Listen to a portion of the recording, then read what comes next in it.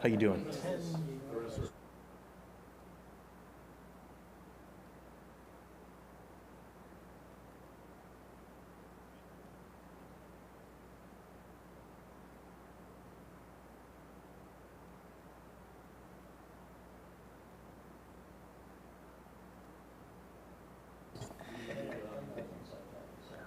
By my watch, it says it's 7:02. I think we're going to go ahead and start our December 2nd Planning and Zoning Commission with a gavel. Let's run through roll. Good attendance tonight. Commissioner Tantillo. Here. Commissioner Bailina. Here. Commissioner Gormley-Barnes. Here. Commissioner Minshaw. Here. Commissioner Lucenti. Here. Chairman Greg Skovich. Present. And Commissioner Hlotke. Commissioner Hlotke. Present. That's the full commission, so we have a quorum. That's how serious we're taking this subject. I love it. All right. Can we all please stand for the Pledge of Allegiance?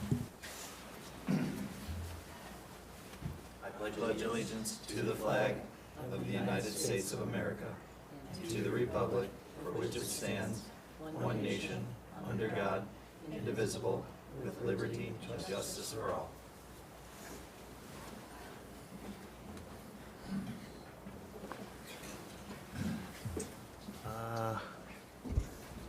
Seriously, good turnout, guys. Love it. Bob, thanks for covering last month. My pleasure. Had a good turnout, reading the minutes. It looked like it was a very constructive conversation.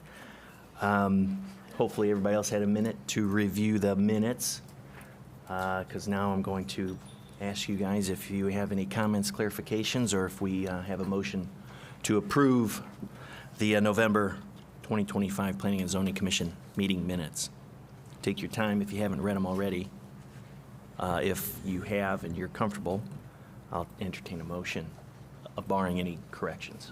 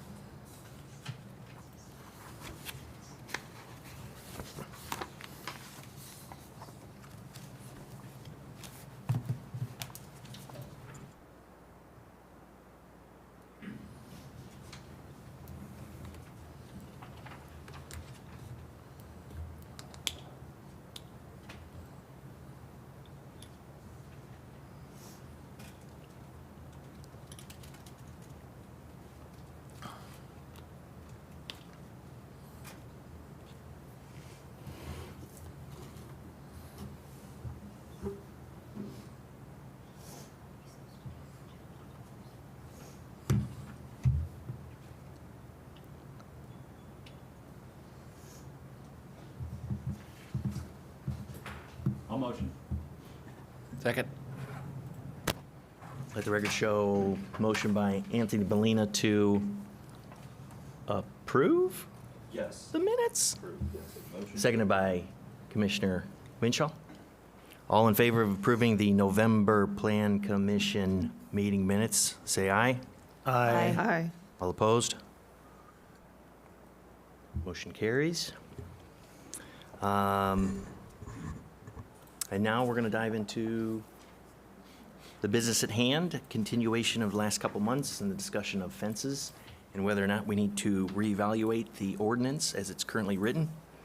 There is no public hearing, formal public hearing. We do have members from the public who are attending.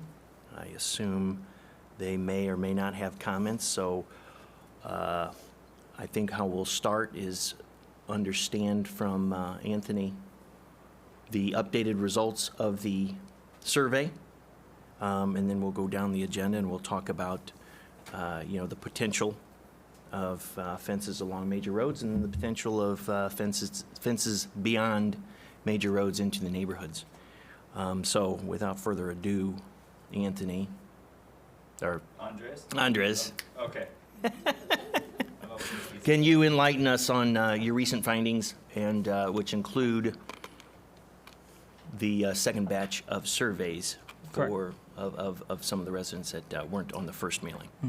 Yeah, so I'm more than happy to do this, unless you want to do it, Anthony. I'll just eyes check. No, I don't.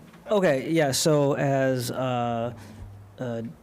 Chairman Skovic stated that in the previous one, we had realized that we had missed roughly 72 to 76, I forget the exact number, of residents that were on the mailing, so we had sent those out as well. And so then we extended it through the end of November. The memo that is included in the packet and also included up there in the agenda, if any of the residents, if anybody in the public wants them, was from those we received as from last Friday, and which is a total of 693 respondents. We have received 3 more since then. And I'll just kind of edit that in as we go. I'm not going to actually report on those 3 just because it's easier not to, but once we do the final report, you'll see where they are in it. Anyway, so of the 1,947 that we were mailed out, 693, we had 693 that were responded, and 19 that were returned for either vacancy, which then we confirmed that they were vacant. A few of them were people who were out of town, they're long-term snowbirds, or they had incorrect addresses. Most of those were actually from Acacia Lane Apartments. The first part of this memo, the one that I'm going to go through first, addresses the quantitative questions. So those are the ones where people marked it, and we can just say, here's what the numbers and the results are. The memo after that, which is actually provided by our intern, Brandon Fleischer, he did an analysis of the qualitative, which is the open-ended, and he basically turned that into some quantitative data as well. So for jumping right into it, in question 1, we were asking for should fences be allowed in the residential districts in Indian Head Park. Overall, 372 or 54% said yes, 276 or 40% said no, 37 said didn't know, and 8 people did not answer, or 8 respondents did not answer. We're looking at the next question, which is where they should be allowed on residential properties. We asked if someone didn't respond yes in the first one to skip this question, or if they did respond, to check many of the boxes. So of the total 693 responses, 300 did not respond to this question. Some of the questions of the remaining 393, there were 751 location selected. The reason that adds up like that is because if you selected both, front, side, and rear yard, that counts as 3 selections. The other thing I noted on this one was that some people who had marked yes on the first question then promptly skipped this question, and some people who also marked no on the first question would then mark this question and indicate in their open comments that they didn't want fences in residential areas, but if they did, here's the reason they marked the number 2 was to explain where they would want them if they were to happen. So anyways, going into it, for the fence location, there was 100 responses for the front yard, which is 13%. There was 266 responses for the side yards, and there was 365 responses for the rear yard, which was 49%, so a near majority on that. And 20 people marked they didn't know. Question 3, we asked, regardless the way you answered question 1, would you want to have allow properties that border Willow Springs Road, Joliet Road, Wolf Road, and Plainfield Road to allow fences on that part of the property that borders those roads, so along that property line? The reason of this is because of the planned widening of Plainfield and Wolf Roads, and the impact of the residents along them if they so happen to have a sidewalk or just additional traffic either. So. We also noticed that in the previous questionnaire, in the previous surveys, that they seem to be more of a split question, so we wanted to pull this out. Looking at it, of the 693 responses, 508, or 73% of the responses, indicated that they were in favor of that. 162, or 23% of the responses, were not in favor. 2 2 responses for less than 1%. That's why it looks like 0 on that. Responded they didn't know, and 21 people didn't answer this question. The 21 respondents didn't answer this question. Question 4, which is the last part of this memo specifically that I'm going to go over, was the last question this one will go over was we asked where in the general area in the general vicinity of the general location of the village did people live. That is because that the village is very segmented. So west of Wolf Road is nearly all single family, where east of Wolf Road tends to be a mixture of attached single family and multifamily with a smaller amount of single family overall. And then south of Joliet tends to be a smaller part of the village, which is almost all attached single family or multifamily. So looking at the responses, 240 or 35% indicated they are from west of Wolf Road. 327 or 47% indicated they are from east of Wolf Road, and 76 or 11% indicated they were from south of Joliet Road. 32 marked that they preferred not to say, and 18 people skipped it. One thing to note is that looking at the number of surveys that we sent out west of Wolf Road, for those west of Wolf Road, there's about 400, roughly 400 single families west of Wolf Road. And so 240 is, while only 35% of the overall responses, that means that over 50% of the homes west of Wolf Road responded to the survey, which is what staff expected due to the fact that it is more impactful to them on it. But either way, this was a good representation, a good spread from all 3 of the areas, so no area was left out. Which, going once again back into that disparate impact on west of Wolf Road, one of the most requested from staff was to break out this information on what did those who responded there west of Wolf Road, what did they answer. So of those 240 households that responded from west of Wolf Road, 106 or 44% said that they were in favor of fences in residential area. 124 or 52% stated that they were not in favor of fences in residential areas. 10 marked they didn't know, and none of the 240 skipped the answer. So to highlight that, so 52% were against having them in residential, 44% were for. In the fencing location, we see here of those, we had 216 responses to that in total. 51, I'm just going to kind of abbreviate this, but 50% said they'd be in the rear yard, 37% said the side yard, and 12% said the front yard. So very similar to the survey overall. And finally, allowing them along major roads, 191 or 80% stated that they would be in favor of them being along major roads. 42 or 18% said no. 2 respondents said that they didn't know, and 5 skipped the answer. So to kind of give an overall conclusion of it, looking at the survey data, 54% of all respondents village-wide were in favor of residential fences in the village. However, 52% of the respondents west of Wolf Road were not. Respondents wished for fences to be mostly in the rear yard, 49%, 50%, and followed by the side yard, but with very little support for the front yard. But overall, respondents overwhelmingly favored allowing fences along property lines bordering major thoroughfares in the village, with 73% overall, but also 80% of those who are west of Wolf Road. So that's the qualitative section of it. Now I'm going to, unless there's any questions you want to stop me there, I'm going to go on to the analysis of the open-ended questions. I had one question. I had one question on your summary of question 4. In what general area of the village do you live? The second paragraph, it says there is an overrepresentation from west of Wolf Road. What does that mean? That was of the 400 households west of Wolf Road, 240 responded. So in comparison to the survey results overall, which were of the 1947, we have was about 40%. 54% of people west of Wolf Road responded comparatively to the overall, which is roughly about 35 to 40%. So that's why I say there's an overrepresentation of it, because that area responded at a higher rate than east of Wolf Road and Joliet, which, as I said, staff expect. As a percent. As a percentage, not no, as no. an absolute number. No, not as an absolute number.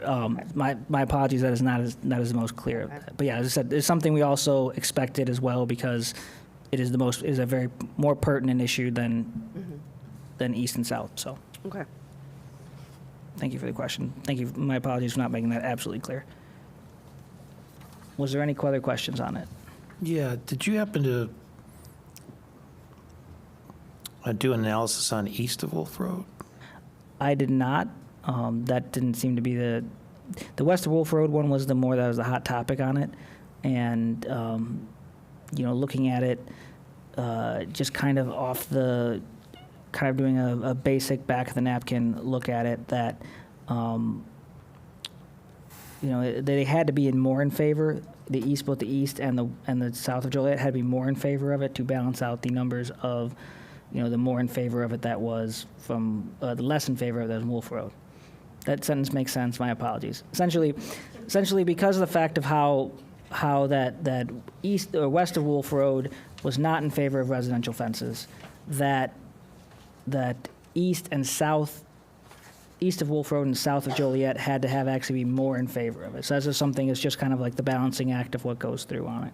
So I didn't do a full analysis on that. I can do more breakdown, but. Right. You got my email about the Yes. mapping. So I guess the working theory is if east of Wolf Road and the opportunity for them to even have fences is highly limited by the HOAs, for them to vote and be included we have to be cautious of that. Well, as we've discussed before on this topic, that this is a survey and it's advisory, but at the same point, everybody in the village, we sent these to households, so these are property tax paying households. No, that part I get. So they do get it. They do get their opinion on that one. Once again, it's not a vote. This is not a vote. It's an advisory for the opinion overall.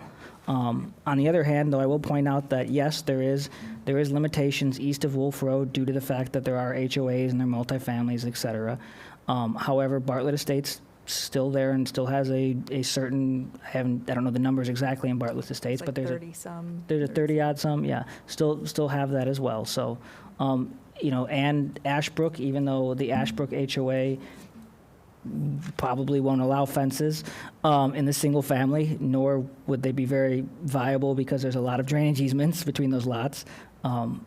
It is hypothetically something that could happen. So that is why we do have them in there, because it is something that we do want you to look at, and we want you to wait and feel on it. But I would be very cautious of dismissing the results from different sections of the village, because that is, in the end, you should look at the policy of the village as a whole. So, because HOAs can change their rules. It's hard. In theory. In theory. Just like we can change the rules of the code. Mm-hmm. In theory. Yeah, I guess I just wanted to make sure that everyone that's listening in or here, the recap of the results seemed to indicate that the village is in favor of fences. Not voting, though. I would say the households, yes, are overall. Yeah. That 54% was that they're in favor of it. Give me 1 second. Let me scroll back. Those 372 respondents were in favor of it. Correct. Right. But the blending of the east and the west is in that number. Correct. But even in the eastern part or the western part of Wolf Road, there were still 106 that were in favor of it as well. Just looking at the total numbers of it, the difference between the yes and the no's is 18 households. So. Yeah. Yeah, and Bob, I think if, this looks like a math problem that I help my son with every night, but I think you could back into the metrics for east of Wolf Road, given the numbers that we have, for the totals less the west of Wolf Road, if you wanted to, a representation. For the other two combined, I'm not separating south of Joliet, Yeah. but it's 58%. Okay. Say yes. Okay. 33 no. My- Removing the west homes from the total number, you come up with the east and south homes or votes. 58. 58%. So for what Commissioner Minshaw is doing his math very fast, is basically said that for east of Wolf Road and east of Wolf Road and south of Joliet, 50% of those respondents were in favor of it, whereas comparatively to just west of Wolf Road, only 44% were in favor of it. And it's important to note as well that the total number of responses that we got represent just under 36% of the people who were given the opportunity to respond. Thank you.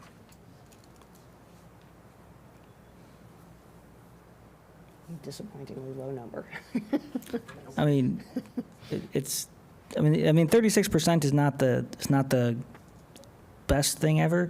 It's not the best response ever, but at the same point, like, when was the last time we had a 36% turnout for eligible voters? Like, it doesn't Yeah. happen, not registered, but people who are eligible for it. Or, you know, I mean, most elections here, last time I looked at the election data, was that we had something like 3,300 eligible voters and less than 1,000, or around 1,000 show up on average. So it's more than voting numbers on that. And I will say, like, there was at least a half a dozen people that when they were coming in to pay water bills or stickers or something, we were always bugging them, like, hey, did you get your survey in? At least a half a dozen I heard of them were like, oh no, I'm from east of Wolf Road, so I just threw it in the trash. I mean, and I told them, like, well, we still wanted your opinion on it, and they're just like, nah, it's fine, thank you for anyways, thanks for asking, but I don't care, so.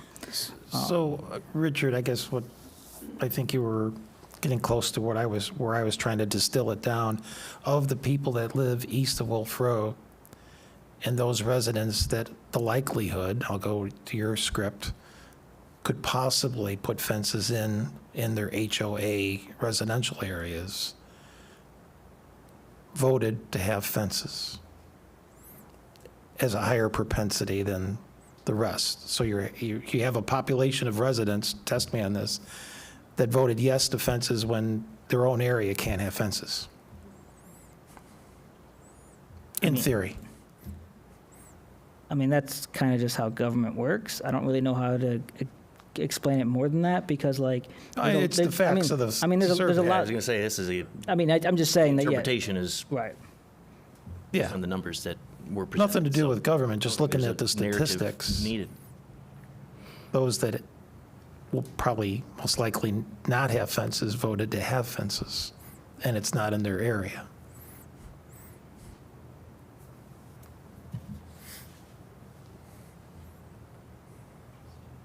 What's the, another question would be, 36% of the people voted. What percentage of east of Wolf Road voted, and what percentage of west of Wolf Road voted? So we can Oh, yeah. weight everything as much as we want, but I think the population is much heavier given the density east of Wolf Road. So it's we can throw darts and find flaws in it all night long, but this We was were looking for indicators. and initially. I think the data that we collected was extremely helpful, and should help guide us in making a recommendation to the board, if even necessary. So, is there a part 2? Yes, there is the analysis of the open-ended questions. Is there anything else that the commission has relative to the numbers, the data? Going to move over to the analysis. Right. So, looking at the qualitative analysis of the number of questions of the number of respondents that we had about 125 that had provided us open-ended comments on it. Basically, they wrote in whatever they wanted. Well, we basically asked if they had any other comments. And then we had Brandon go through and analyze that for themes. What are the themes that are coming in here? What are the other things that we didn't capture in the qualitative data that we want to see what they capture in it?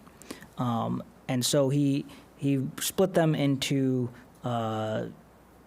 basically looking at those who wanted, what were the themes for those who wanted the change for the fences? What were the themes for those who wanted, to not change the current ordinance for the fences? What the themes with those along major roads, and then other kind of notable comments that popped up with significance that might not have fallen in those areas. So I'm not going to read through it specifically, but these themes that popped up in the survey were things we've all, the commission have already heard. Those that were mostly for change, they noted that it was the safety safety in relation to children and pets being in the backyards, general protection and privacy. There was a very strong current about property rights, it's my, plot of land, I should be able to do it. And then also there were some smaller themes that popped up that, about increasing property values, some of noise reduction, and basically modernizing our policy to fit with the neighboring communities. Now, with those who didn't want the change or pro-preservation, the number one thing was the preservation of the village character and rural aesthetic. There was also there's also a current of fairness and expectations in there, meaning that residents believed that when you moved here, you knew that there were no fences that were allowed, and that to try and move here and change the code was not a it wasn't fair to that, but it was also that you shouldn't come to some new place. You shouldn't move into a place and then try and change it. It was basically kind of to summarize it. And there were some also smaller themes in those were wildlife and environmental concerns, that there were decreased property values, that there was an extra maintenance cost for those, and that quite a few people noted that we already have a special use in place for people who actually, for people who can justify having a fence. So now, the other one was on, like I said, one of the other themes that came up in the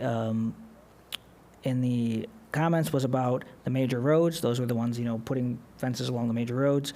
There was strong concern about the uniformity of the fences along the roads, and ensuring there's a consistent looking, maintained fence line on that. Quite a few residents thought that IDOT or Cook County should build the fence, which was something I did not expect. But there was also comments about how the Timber Trails subdivision fence also looked, nice, was something that they were looking at. Once again, safety of children and pets was the next one, the high traffic from those roads.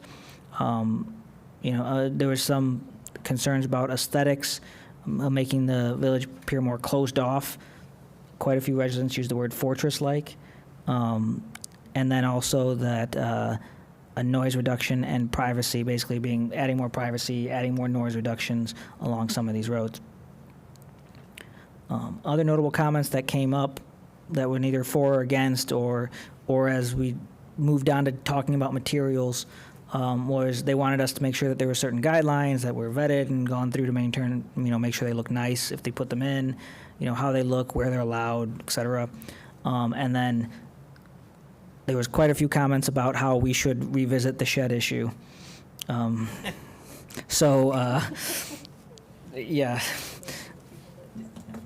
That's our next survey. Yeah. So anyways,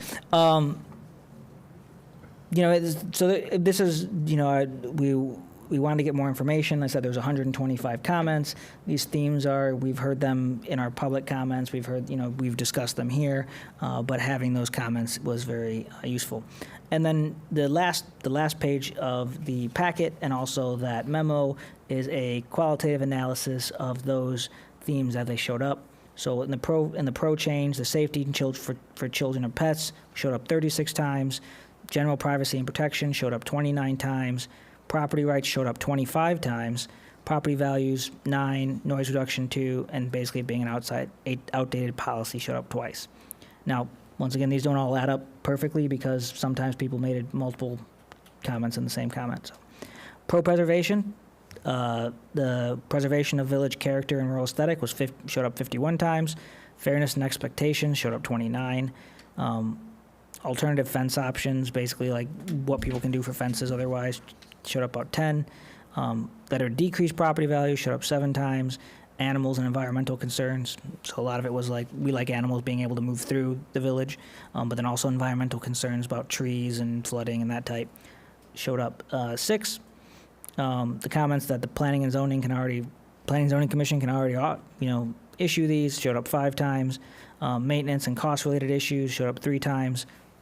The theme with that was pretty much the Joliet Road fence. It looks a little, was a little disrepair right now, so that popped up a bit. And then sort of, people, and it's called animal and child neglect here, but what it basically means is that, people would just not watch their children, showed up a couple times. In the main roads, government responsibility and the uniformity of fences, whether showed up 14 times. Safety, children, residents, and pets, 8. Aesthetic and traffic concerns, 8. Noise reduction and privacy, 7. And then, like I said, other notable comments, far and above anything that else came back to us was we need to have strict guidelines. 62 of the comments said that. 22 comments basically said they didn't fit with that. 8 comments, I was a little off there, said that we need to allow sheds too, now that we're looking at it. And then 1 comment was specifically about, the fact that we keep revisiting this. So if there's any questions on that, I can feel free to answer them.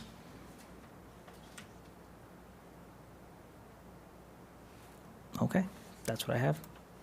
That is the overall analysis of the fence survey. I will say that I will make a more in-depth report. It was just a bit of a rush this time trying to make sure everybody got it.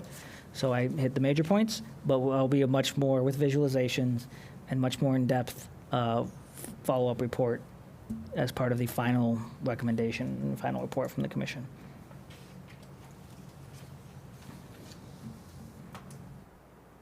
So, with that comment,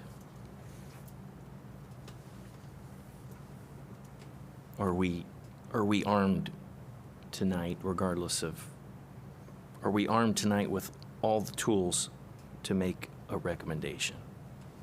Or is there subsequent information that you'll be presenting us at a later date? There is not. I believe I provided everything to allow you to, and you can always correct me if I'm wrong, but the point of this, the discussion tonight is to focus on the big picture. So materials, heights, where they go, these types of things, that'll be our next meeting. Right now, we're really focusing on Idea. the policy. Got it. Okay. I misunderstood the follow-up documentation. Yeah, my apologies. I was just, Excellent. Did we decide if the public gets to speak here or not? I think it would be appropriate for the public to engage based on anything that you heard in the results of the survey.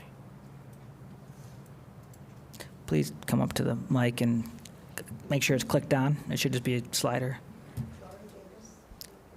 No, there's a button on the top. Just slide it towards you. On the very top of it. Well, maybe I twist. Okay. No? Okay. We were one of the 72 people who didn't get the initial survey, and 36 apparently west of Wolf Road did not. And we are probably the greatest impacted because we have smaller lots along the interior ones on Apache and Big Bear. We got our survey, the error was realized on Friday, Monday, and the 36 east of Wolf Road went out on Monday. And Andres, you told me that on Thursday, ours were going to be picked up that day by the mailman. By the time we got it, it was Saturday, and there was nothing in there that said it has been extended till November 30th. And if I wasn't so invested, I would have looked at it, thrown it out, and figured, well, this is old news. And I wondered, do you have any idea of the responses from those 72 late responses? Because some people may have thrown them out. There was nothing on there that said extended to November 30th. You read it and it said November 7th. Could I tell you how many responded to those? Yes. The reason I'm not going to is because, so the responses that we sent out for those 72, and actually specifically for the 30, for most of all of your 36, and then half of the ones that we missed in Indianwood Drive, were on a slightly different shade of blue paper. Okay. So as they came in, I was keeping an eye on it to make sure we got a good response rate. And the response rate for those were very, very similar to the response rate overall for the survey. Now, have I gone back and checked to see which ones, and done a direct comparison? I have not, but I can tell you that it was a significant amount. So it wasn't like 1 or 2 or 3. It was basically everything after our last meeting that we got the odd, well, not basically, but about half the surveys that we got from after our last meeting, the 100 odd we got, came from those 72 that we missed. So about, I could confidently say 35 to 40 came back from those numbers. Okay, thank you. But like, I don't want to. My concern, the reason I don't want to say is my concern is because I don't want to have them identify you, right? So they're tucked in a file because they're a different color. I could basically go back and say these are the people who I know these 72 are. For the for it to be anonymous in the survey, I didn't want to identify that being an issue, but because of your concern on it, that's why I'm saying that there is a way that we looked at it. We were keeping, kind of a back of the napkin track on it. So Okay, the other thing I was going to say is that the Bartlett area is grandfathered. I know they have a special situation really with the nursing home, I guess, over there. And so their situation's a little bit different. They were grandfathered. And they were on the verge of losing their fences because my understanding, I remember at one of the meetings, that they were told to take their fences down and to get rid of their sheds. And then that was changed. So they would be absolutely foolish to say no fences in Indian Head Park. And Well- again, they're east because they're grandfathered and they have special needs over there. to clarify with that, they all have special uses, so it doesn't actually matter what we do here because they have special uses. Now, to expand on that a little bit is that those special uses only run with the property owner. So when they change properties, then they would no longer have those types of fences allowed there. So that's, if they got them now, if they have their special use, the people who have that have those fences right now gain nothing by saying yay and lose nothing by saying nay in their responses because they already have their ability to have their fence there. Right, but they can't, right. It's pretty nuanced, and they may not understand the way that the ordinance is written, but that is factual. Right, like as I heard someone say, until they move, right, but I haven't surveyed the people that are going to move in eventually. Well, but they can't put up new fences. It's just the ones that are there are allowed. Right. Right. So I mean, I think the sentiment is, can I put up a new fence? That's the question. Or replace an old fence that is, a little run down. So, I mean. That's fair. Yeah. And then the other nuance for Bartlett is that if their property abuts a non-residential property, Correct. they can have there is a fence actually between them and the shopping center area. Right. And that is allowed by the code because of the proximity to commercial.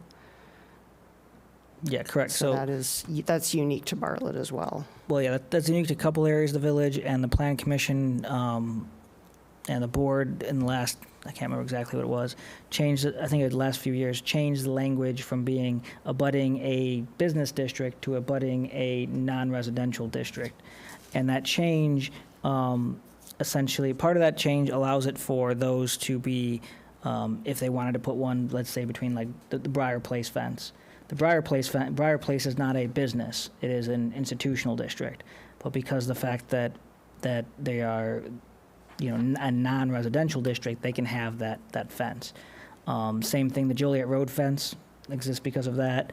Like I said, the fence between Brookside exists for that as well. So that's a little bit of the uniqueness there. Any other comments from the public on the data? Not particularly on the data. Well, you can spin it however you want. Just throw a number at me or something. Gonna take a second here. Thanks. I'm John Corcoran, 6417 Apache Drive. I think I stunned Bob last time that I didn't have anything to say. But,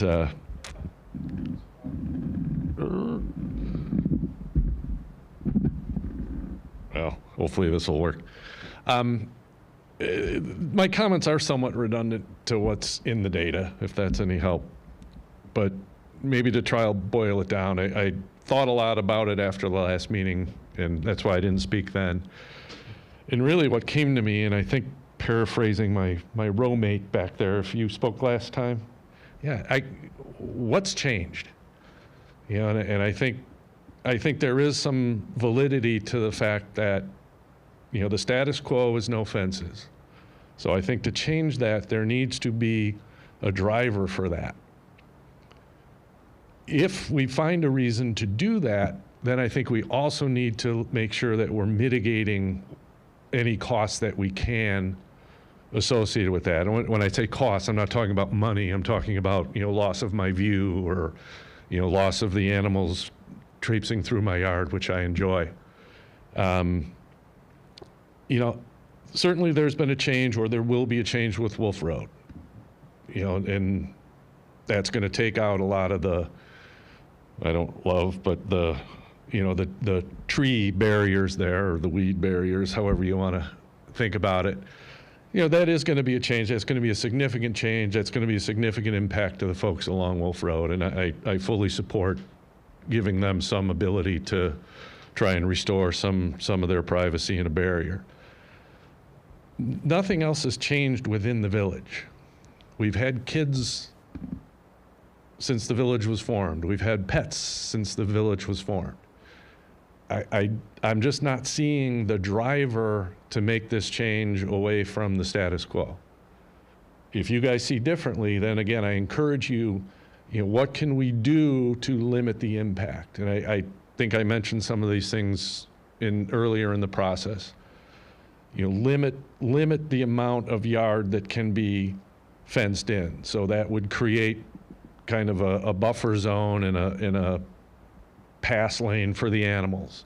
Honestly, I don't know if that'll look better or worse. And I'm certainly concerned about the downstream costs of, when maintenance starts to become an issue. Is everybody going to maintain their fences as they should? Is the village going to get involved in that? How do we, are there ways that we can incent that, either through some type of a surety bond or something like that? So again, I don't see the change that calls for an alteration. If you guys see differently, then I'd encourage you to think about ways that you can mitigate the cost. Thanks. Thank you.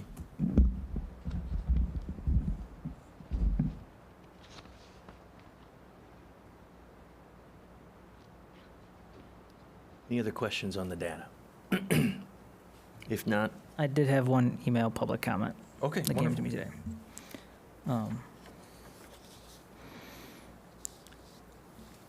So this was from Joe and Nancy Cesari. I apologize if it's just, thank you very much.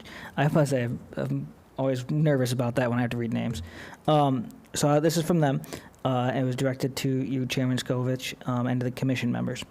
It was, and here is, I'm just going to read it verbatim. I'm unable to attend tonight's meeting. My name is Joe Cesari. My wife and I live in 45 acres. We built our home here in 1978/79. We were attracted to Indian Park by its open views, hills, and wooded character. We raised our family here and enjoy quality time with our grandchildren here. There has always been a no fence rule for the 46 years we've lived here. There is no such rule in our adjacent suburbs, and we believe this makes Indian Head Park unique, and which is a strong asset resulting in special vistas and views and the park-like nature of our community. Allowing generalized fencing in our village will change its character forever. The genie can't be put back in the bottle. Our backyard looks down the rear yards of at least 6 of our neighbors. I have attached 2 photos of our rear yard, and I apologize I didn't bring them with me. That was my comment, not theirs. So they said, I have attached 2 photos of our rear yard from summer and winter. We have a beautiful park-like view with rolling lawns and mature oaks. We have had many contractors, builders, realtors, and friends and neighbors admire our views and comment that you couldn't get these views in Western Springs or Hinsdale, etc. Imagine our views with many crossing fences. It will be ruined and the beauty will be gone. This will apply to our entire village with generalized fencing. Our grandchildren love the freedom to run from yard to yard under our watchful eyes, and our friendly neighbors don't mind. We believe the lack of fences increases neighborliness. This will also be gone with fences. The word park has a dictionary definition of open green space. Let's keep the park in Indian Head Park by keeping our landscape open. Thank you for your consideration, Joe and Nancy Cesare. Thanks. So are we ready to entertain a discussion about the brass tacks? Is there change needed? And if so, what does that change look like?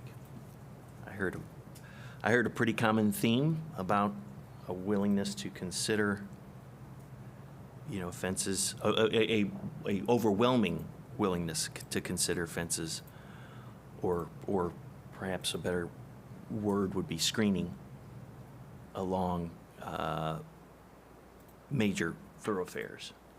And then we had a tighter discussion or a tighter set of metrics on moving some provision of fences into the neighborhood. So I think Andres laid out under new business B and C appropriately as being the two items. If we were to consider recommending a change, those would be the 2 that we would have to kind of socialize and determine whether or not change is needed, and if so,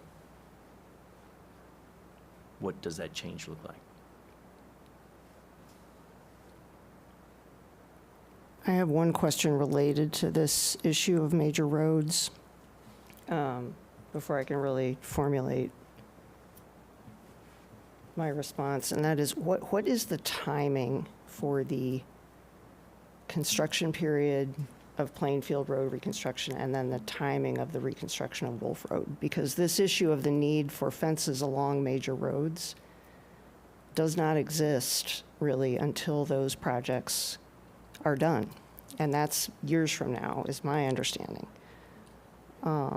Because that construction process is going to be extremely disruptive and could impact any fences that got built in the meantime. So I do agree there's a strong inclination in the results of this that is something that the village needs to look at a lot more closely and develop some kind of policy around. But I also feel like it's not a time-sensitive issue. We have a lot of time to try to figure out the question of how that would coordinate with, where the right-of-way line is even going to end up being, and, how that might impact people's desire for a fence. It would give them time to think about, adding some landscaping or, and then the funding questions of how is it going to be made to look attractive and consistent. I feel like we have a lot of time to figure that out. Do we have updated timelines? But I don't know how many years. I mean, I think it's on the order of years, isn't it, that we have to figure that out? Yes, it is significant number of years. I'm not 100% certain with Plainfield, but I believe that Wolf Road, they are finalizing the redevelopment plan or the redevelopment design next fall. And then, the engineering just basic engineering takes 2 years. And then, phase 2 takes another few years before construction happens.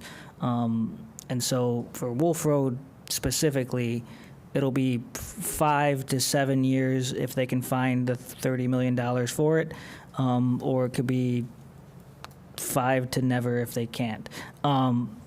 That's just something we don't know we can't predict that.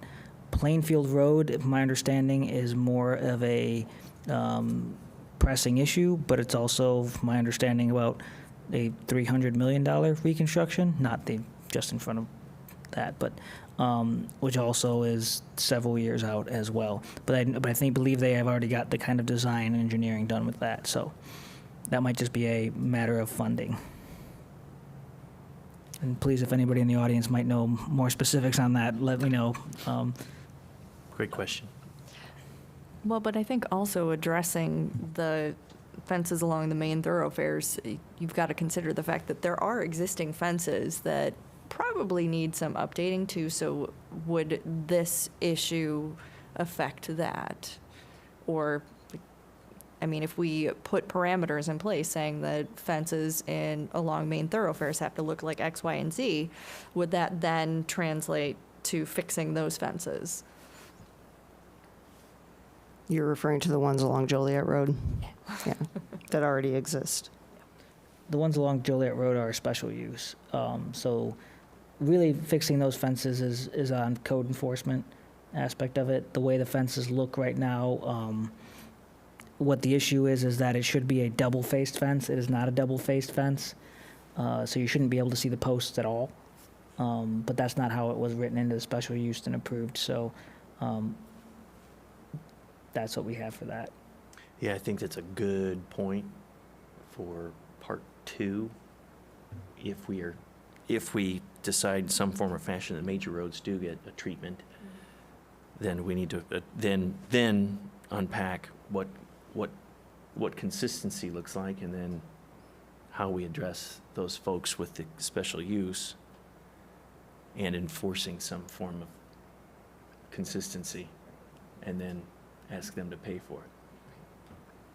I just want to bring up a point considering that, because there's been a lot of discussion currently about, Wolf Road is always the one that we think about, but Joliet Road, Plainfield Road, and, the small amount on Willow Springs Road. And there's a uniqueness on Wolf Road in that most of Wolf Road frontage is actually contained within planned unit developments, PUDs. So that's the Ashbrook PUD, that is the Acacia PUD, that is the Indian Ridge PUD, and that's the east side. The west side is Timber Ridge, PUD, and then also the 45 acres PUD.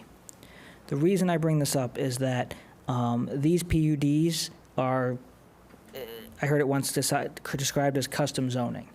So they have their own rules to it, and what those rules are depends upon what the PUD was.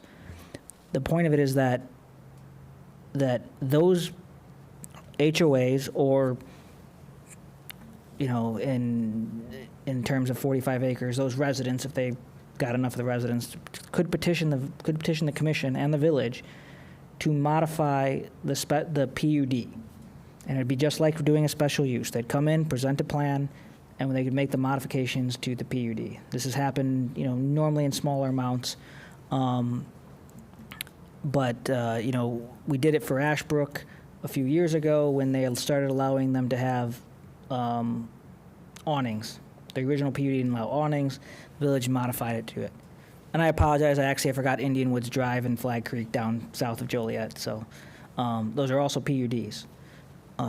So to some extent, with the major roads, even if we don't, either if we allow or don't allow, either direction, fences along there, those PUDs could either be modified to allow fences, regardless, if the Plan Commission would so choose on it, which is partly what would actually be helpful for if we had, you're talking about consistency, the Timber Trails fence that is referenced often is actually a subdivision fence. It is a PUD subdivision fence that it surrounds the Timber Trails subdivision. So that is something that they could come in and do. Now, there's also been some discussion about, with some of the HOAs, just kind of informally about it, because some of the HOAs border unincorporated areas, and they have had issues with people cutting through their HOAs to either, go to like Walgreens or something like that, or just cutting through if they're, they don't want to walk down Wolf Road where there's no sidewalks or something. So there has been some discussions about that. When I say informally, I mean I've just stated that they could do that. But that's something else that we need to be aware of, is that the PUDs along Wolf Road, in general, could allow fences, or not, if they so choose to petition the Plan Commission. The Plan Commission provided a recommendation, the board approved it. Does everybody, I want to make sure that that's clear. It's basically like any normal special use process that we've done here, just with the subdivisions. Makes sense. Thank you.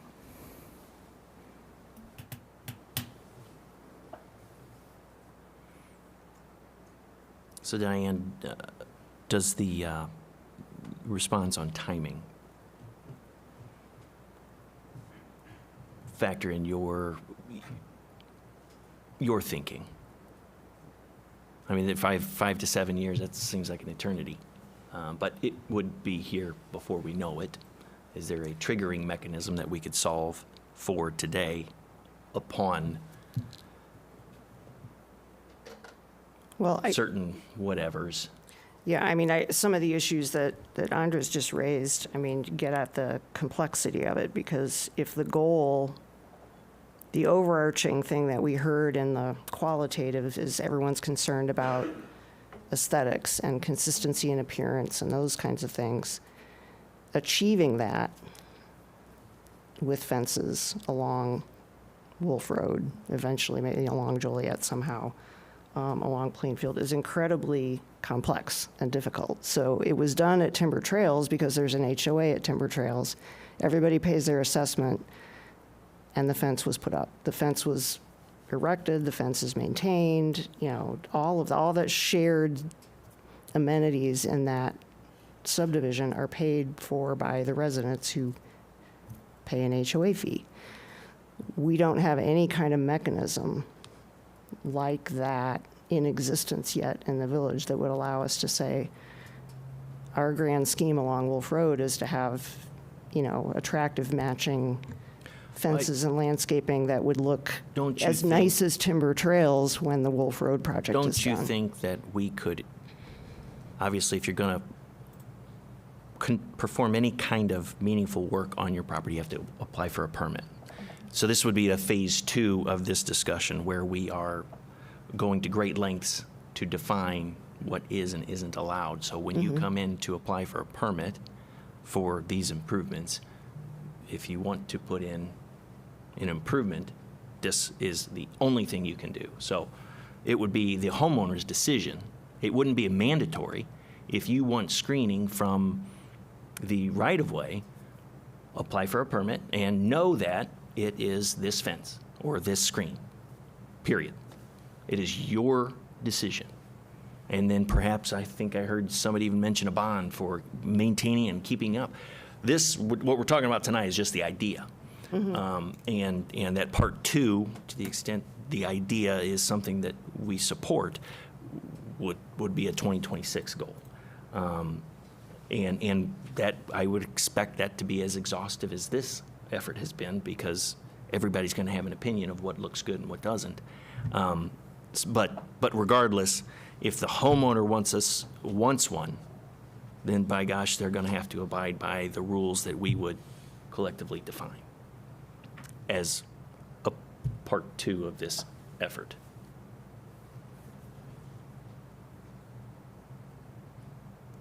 And perhaps I can offer a little bit of a tidbit information.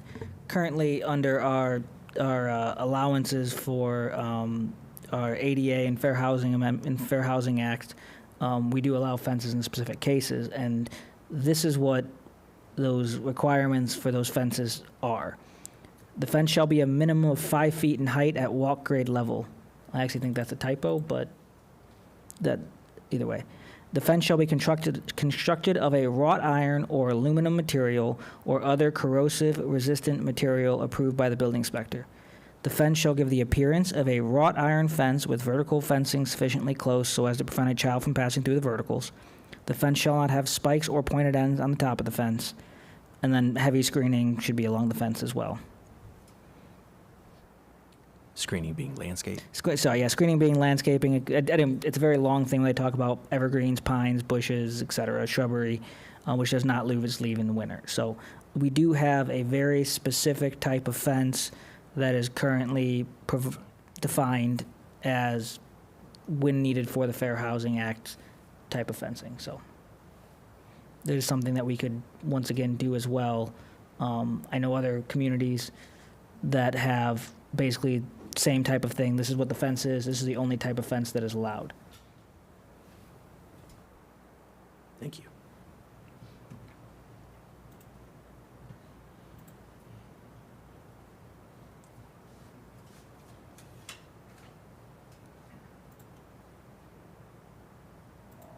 Barb, do we need to change the fence ordinance?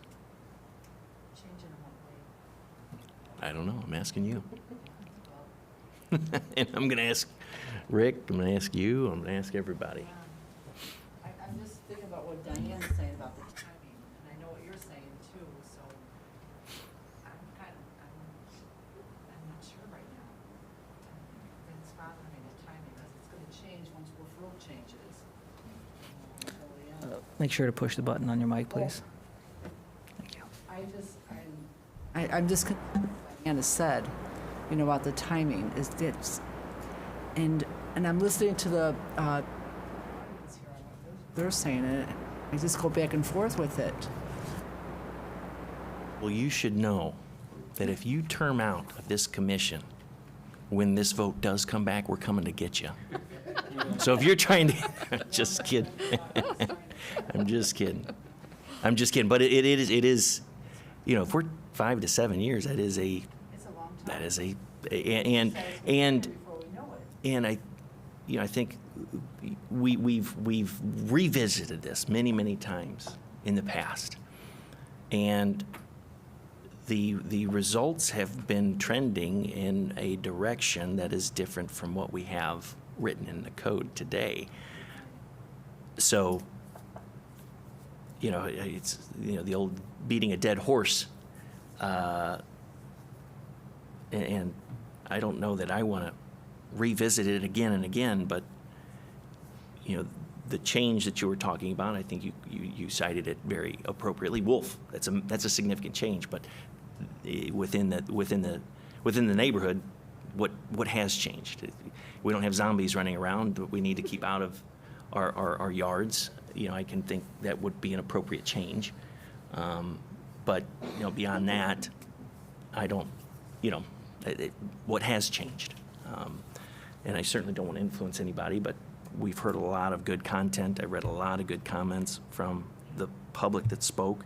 Bob, I've been meaning to ask you, I wasn't here last month, but from my take of the folks that came to the meeting and went to the trouble of speaking, it felt like we had a higher representation of opposition than support. You know what I mean? Mm-hmm. Folks that came that were saying, hey, no fences, right, versus folks that were in support of fences. Yeah. I don't know if that's a telling sign or not, but, you know, the survey is one thing, but for people to take time out of their day to come and speak and you know, it tells me it's pretty important to them. Yeah, I think generally speaking, there was people that opposed it and had some narrative of the reasons why, more than those that wanted fences. And those that wanted fences were speaking in terms of emotion rather than fact-based. You know, the whole housing appreciation values could be done interpreted many different ways. The one thing I was going to recommend that this commission can do concurrent to its monthly responsibilities is work towards some form of standardization, especially on the Joliet Road side. You know, what would that grow up to be if we were going to do it? You could even apply that to Wolf Road if it ever comes to that. Yes, it's a long timeline, but if we wanted to work towards that and develop some guideline standardization, materials, height, fence, everything that is an existing code could be revisited. That's probably something that we could spend time on, but I'm not seeing any indicators of why we should be pursuing fences at this point. I'm going to jump in here one bit as a staff person. I understand I understand that we place extra weight on people who show up to meetings, on comments that are placed on surveys. That's not me just making anything up. That's just anybody who's ever been trained in surveying knows that. The counterpoint to Chairman Scovich is that, it's important if they show up. It's very true. But we did not write on the survey that your opinion is only, half the amount of someone who shows up in the room or whatever. So the point is we have 1,947 people the opportunity to provide their comments. In the implication, and honestly in my direction, in my belief, that we'd weigh all those equally. So that is something that I want to caution the commission on, of emotionally overweighting those who have shown up, who provide commentary. Not saying that I'm not pleased and happy that they are here. I always love to see members of the public and love to get their opinion in on it. But there are 696 people who've provided their opinion to this commission through the survey. And so that is why I think the commission should keep that in mind when making their deliberation. Yeah, so speaking just in facts, what would we need to do to take the next steps not to recommend fences? Well, first off, in either way, there needs to be a motion and a second. Okay. And then there needs to be a vote on what the recommendation would be. And then once that is recommended, we will get, if you are looking to not provide fences, if you're looking to say that we are not looking for any changes, what we'd do is then we'd do that. I would get your reasoning behind it, provide a final report, and then move that report and recommendation to the board, which would essentially be a negative finding of changing of the recommendation. The board could then accept that, or with a supermajority, overrule it and direct the Plan Commission to, if they would like to have fences, to basically continue the issue. Or they could do the work themselves, honestly, but most likely, it's most often is that the Plan Commission would then get direction from the board from that, if that was to be overruled.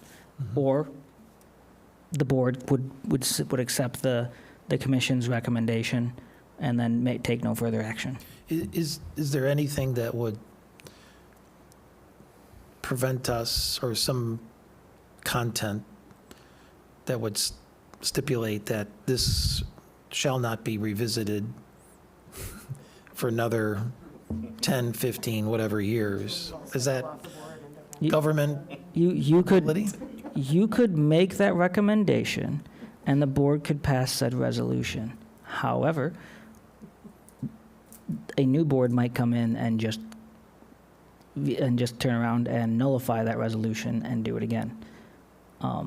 So that is the legislative process. There you go. Thank you.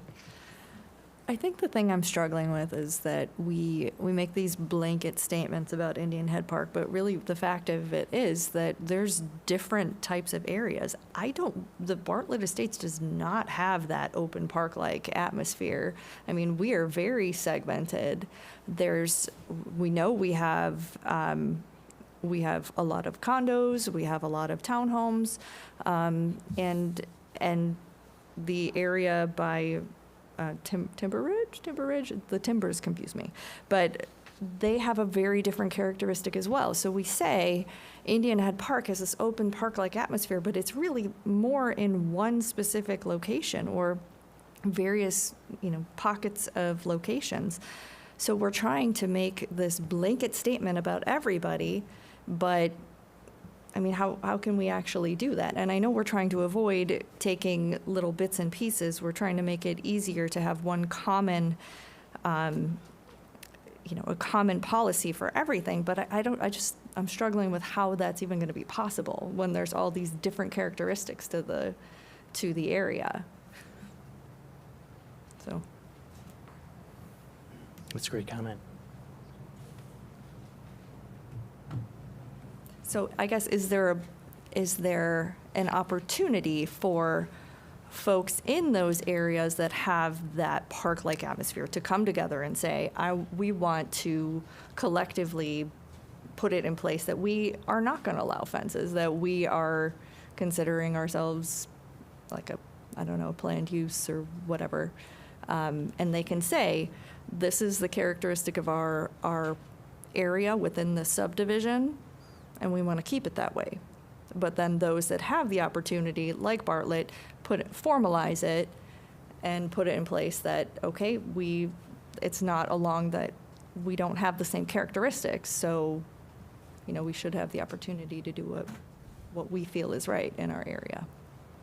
They could create an HOA. Right. As far as I'm aware, there's nothing stopping anyone from ever creating an HOA, So it's just an HOA that would have to. as far as I'm aware. I'm not a lawyer. This is not legal advice. However, I'm not aware of anything that stops any grouping of homeowners from forming an HOA and recording it with the, Cook County. And I think Does that somehow allow that group of homeowners to petition the village for something that they wouldn't otherwise have the ability to petition for? I guess I'm not sure what an HOA would be a special assessment on all the homeowners in that area so that they could do something in a shared way because they have a common interest, right? It doesn't give them special powers related to zoning. I mean, to some extent, yeah, it does, because the HOA's binding covenants and rules allow what happens in certain areas. So that's why, if an HOA has stylistic guidelines or those Right. types of things. But those are things that are more restrictive than the underlying zoning. Correct. So that, let's say this commission decided that, they went fences for all, right? Everybody gets a fence. An HOA, as Bob has so rightly pointed out, it doesn't matter in the HOAs because the HOAs control the covenants that are part of the property. So if, let's say, we went fences for all and, Old Town or 45 acres or I'm trying to think of any other places not covered in Bartlett Estates, homeowners decided to create an HOA that was more restrictive than that, then they very could, control what that would look like. Yeah, you can be more restrictive, but you certainly can't operate outside of what's written in the ordinance. Right, so But to it- have right, it- more ability to make Yeah. your own choices. And in today's engagement, if someone in Bartlett requested some type of change, a better fence structurally or something to that effect, and given the restrictions that Bartlett has, they could come before us and we could manage by exception, correct? Technically, every fence in Bartlett has a special use. So, I'm talking about the repairs or improvements. and Right, there's some chain link fences that would probably benefit from an upgrade, so. But in today's engagement is where I'm going, Andres. They could come before us and ask for special needs, correct? Well, they can always ask for like if they have a special use that allows them to keep a chain link fence, and they were to come to the commission and say, I do not want this chain link, it's fallen down, Yes. it is no longer in good repair, I would like to change it out to being a wrought iron aluminum fence. The commission would then consider that what that special use would then go in.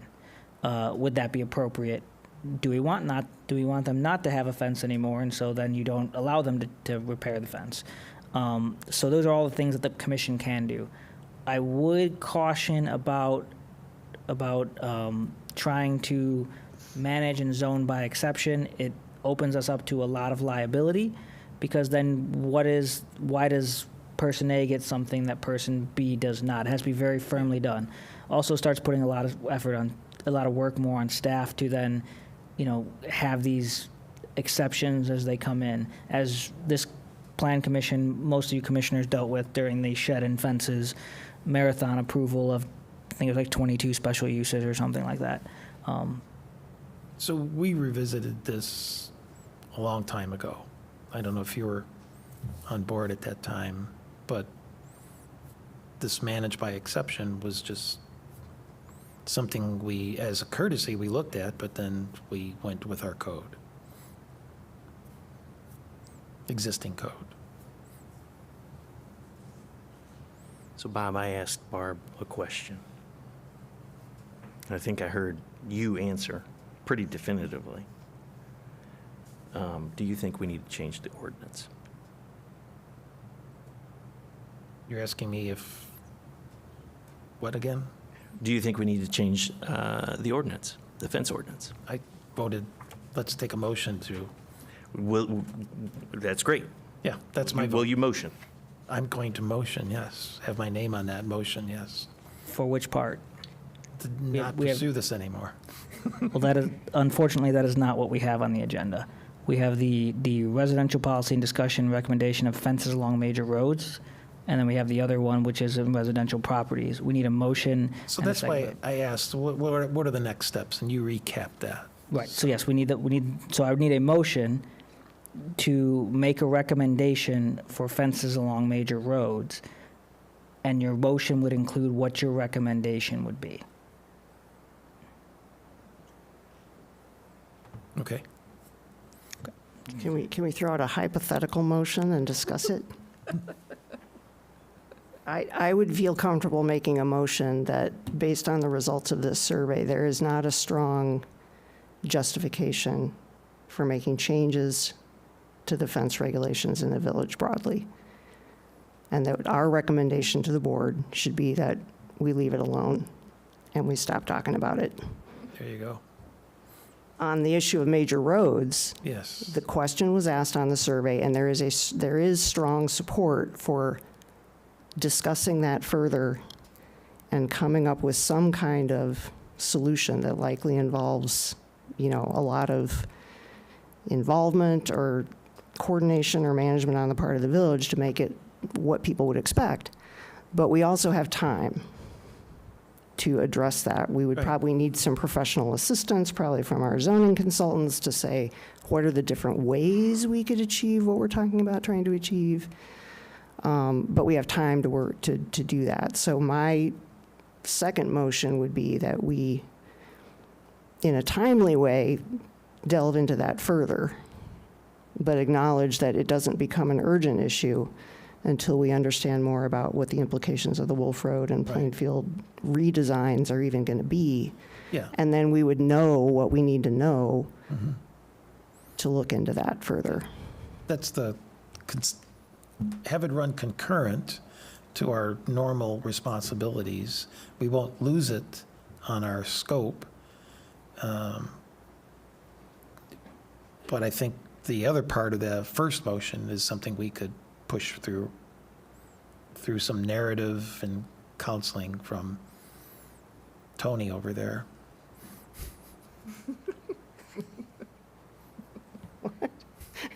So, there is a reason why I split these on the agenda. Yeah. Because Let's do this. the major roads has much more support. I will also, as a staff member, ask you the same question that I've asked many boards before. What information do you need from staff to make the decision on whether or not to allow fences along major roads? I understand that there are some questions about timing, there are questions about style, what is all that? But all those questions presuppose the fact that we allow them. Anthony, I think you've done a fantastic job of presenting this information, but I don't think we're prepared to move on this tonight. It doesn't sound like. On the major ones. Yeah, Yeah, the major roads, certainly. So but- what do you need from me? nothing. You've done a great job. So Do you want us to deny it? Do you want us to make a motion? my question is, I do not want this to suddenly become a sitting issue that doesn't go anywhere, as has been the habit of the village. And this will be, I understand that you are not prepared to make that, which is why I'm asking, what do you need from staff to keep making you more prepared to get to that final discussion? If it's, we've had a lot of discussion right now, and I feel like we need to mull it over another, week, another month or such, that's absolutely fine. But I am trying to figure out what to get to, to make a decision, honestly, is what we're coming down to, is what is the resolution to this issue that we have been directed by the board to handle. Andres, I have a question maybe to help. Yes. Do we know exactly what the reconstruction of Wolf Road looks like? Is it 2 lanes each way? Are there sidewalks? Is it going to extend into the properties on both sides? And/or if this is a state or county road, can the costs of that, barrier between this now major thoroughfare be part of the construction project, and make it uniform? Or is this just gonna fall back to the property owner? It will fall back to the property owner, ultimately. The last draft of the road that basically design has been settled on would be about a 2-lane road, with the turn lane in the middle, if I remember correctly, with a sidewalk on one side. So that is what it currently is going to look like. There might be some property that is taken. There might also not be that, so you're not looking at like 15 feet, right? We're looking at something more like maybe 5. In the residential areas, when you start getting down into like the plaza and everything, there's more frontage that gets taken, but that's not pertinent here. And I would say that's something that we can easily compensate for, above putting off the current property line, making a forward fence 5 some odd feet off the property line, if that's a concern. I will also bring up that there are safety concerns currently, not just with the reconstruction of Wolf Road, but there are currently some safety concerns for those properties as well, due to just the higher amount of traffic. We have, there have been a number of properties along Wolf Road where they've unfortunately had cars end up in their front yard. And this commission has before allowed for front yard fencing and a gate in that certain incident.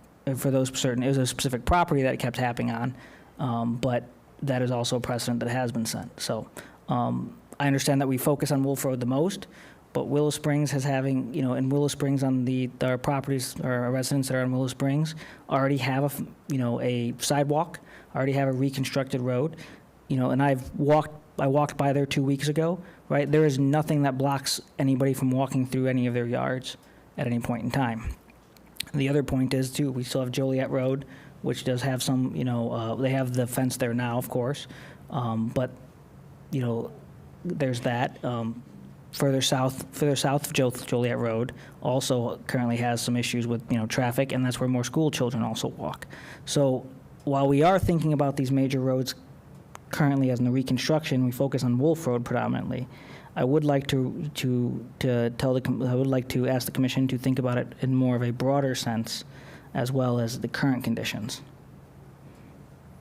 So could we departmentalize these 2 initiatives? Yeah, And- he's asking for 2. Yeah, I'm asking for Just- the two separate A and B, or B and C, sorry, are separate. Yeah, could we tackle the one that we know the answer to and start making accurate motions to close that down, and then concentrate on the other more, high traffic, Joliet Road, Wolf Road? Could we at least get the one tonight? I think we know the answer to being Yeah. C. Could we do that tonight? Sure. You're always able to make a motion prior to second. I mean, I still feel like I don't know, personally, I feel like there needs to be a little bit more understanding on, I mean, I don't want to say no fences when I know that a majority of the folks in my specific area have, You don't have to. well, but then what is our recourse? If we say no fences, then what is our recourse? Setting up an HOA? No, But they that can doesn't- apply for the special land, there's special use. Okay. So we would just have to apply for special use Individually. individually? Okay, all right. So it's not necessarily like a blanket statement, so, okay. Okay, that makes sense. Yeah, and you might even be able to look into an HOA, but I think that would be a lot of work Yeah, in which you'd have to garner a lot of support, right. folks. So, Chairman, could you I'm Begin- willing to entertain a motion. begin a discussion on the motion that we would vote on today, the one that we know the answer to? Is there some, I'm just waiting on a motion. Anybody can make a motion. You guys can make a motion. I think, I thought I did that, though. sandbagging the process is what's going on. Somebody's got to make a motion.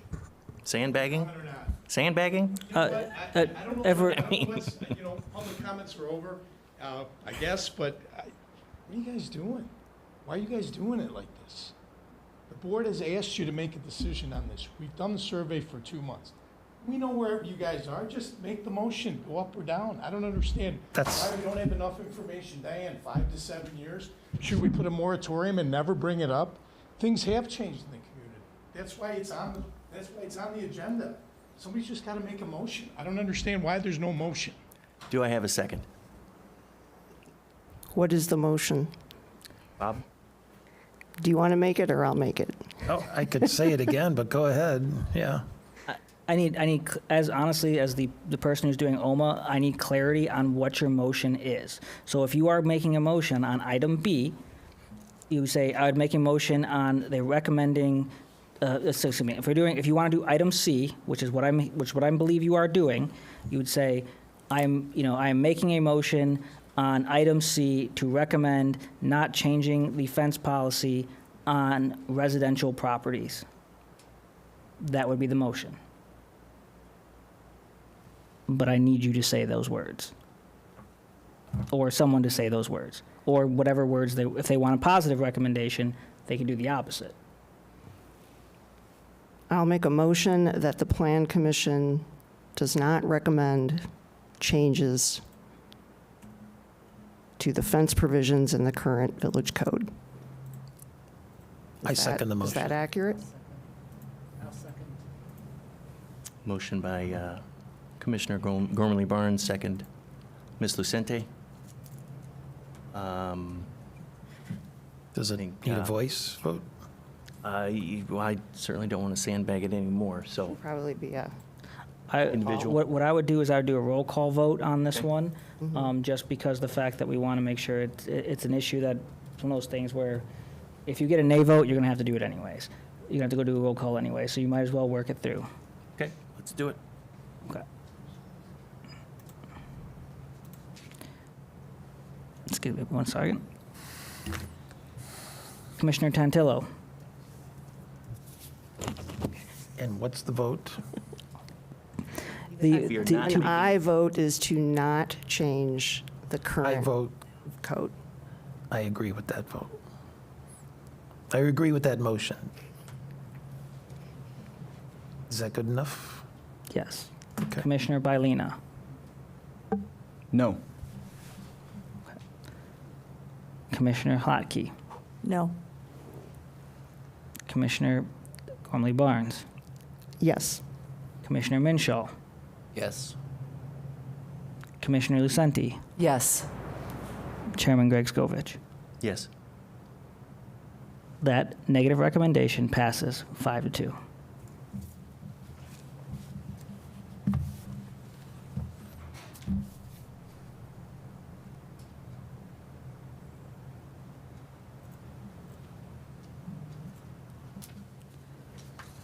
For item B, is the commission tabling it for this meeting? Or are the commission going to have further discussions on the issue?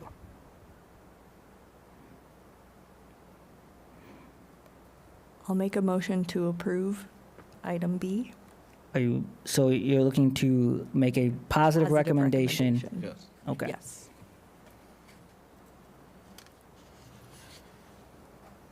And does that suggest, like, you mentioned something about what additional information do we need to evaluate this? All of that, does that have to get rolled up into the motion? No.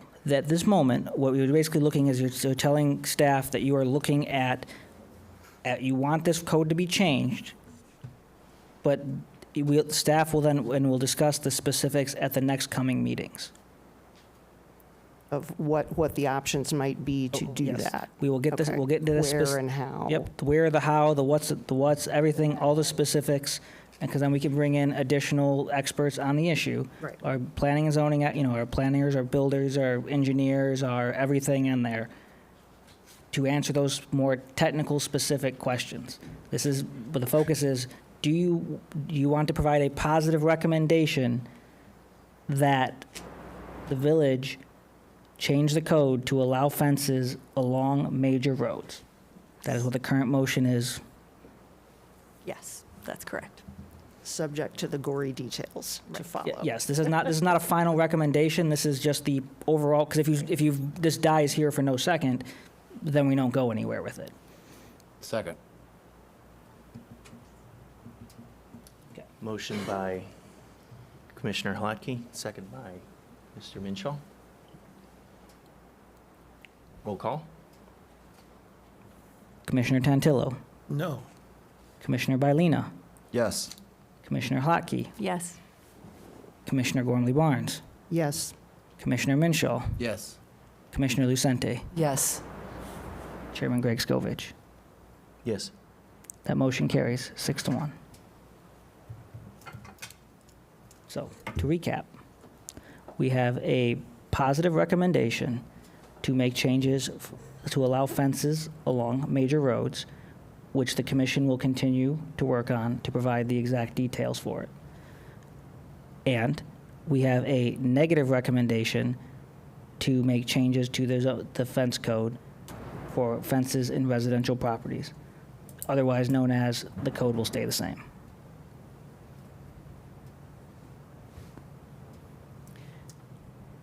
Is there something in writing somewhere in our records of the definition of a major road is one that is not the jurisdiction of the village? It is not in our writing anywhere, but that is very possibly to be put into the changes of that. Basically, Okay. along these roads, if we wanted to word it kind of the same way we worded it in the survey, we'd basically say, along the roads of Wolf, Plainfield, Willow Springs, and Joliet Road, on property lines bordering those roads, they would be allowed to have a fence. The fence's specifications are XYZ. Okay. No other new business? We can move on to old business? No old business? We'll move on to correspondence. I have no additional correspondence. Any further public comments? Thank you, everyone, for your time through the process and your patience. We are just a recommending body, so I would encourage you to attend the. When will this go in front of the board?